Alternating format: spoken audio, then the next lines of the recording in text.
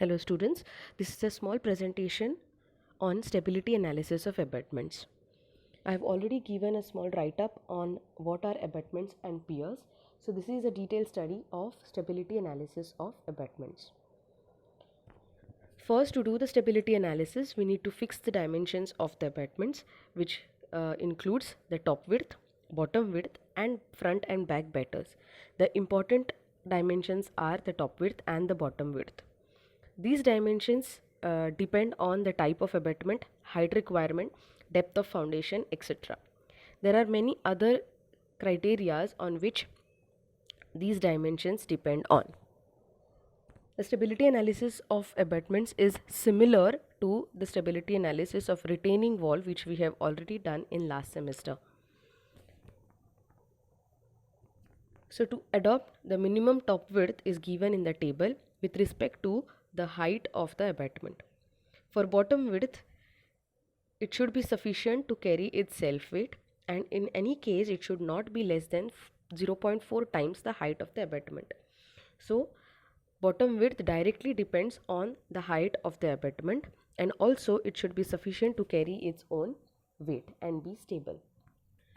Again, as I mentioned, it is same as the stability analysis of retaining wall. So it should be safe for overturning, sliding, and eccentricity of the resultant with respect to the center of the base, that is for sinking, and we need to only check for maximum base shear. So to do the stability analysis for overturning, it's the standard procedure. We need to calculate the factor of safety, which is given by moments to resist overturning divided by overturning moments, and the general accepted FOS against overturning is 1.5 or 2. Basically or generally we compare it with the value constant 2. For sliding, again it's the same. We need to calculate a factor of safety, which is given by resisting forces upon sliding forces.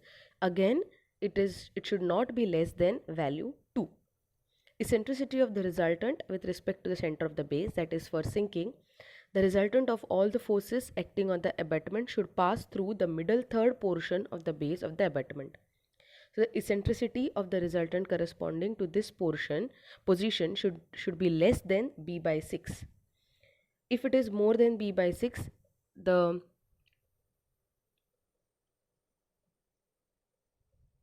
if the eccentricity is more than b by 6, tension would develop at the bottom, which may lead to certain portion of the bottom losing contact with the foundation. So always the soil below the foundation should be in compression. So if it has to be in compression, the eccentricity, that is E, should be less than b by 6. And last is the maximum base shear. Maximum base shear should not exceed the permissible stresses therein, that is bearing capacity of the supporting media. If it happens so, the entire structure will collapse.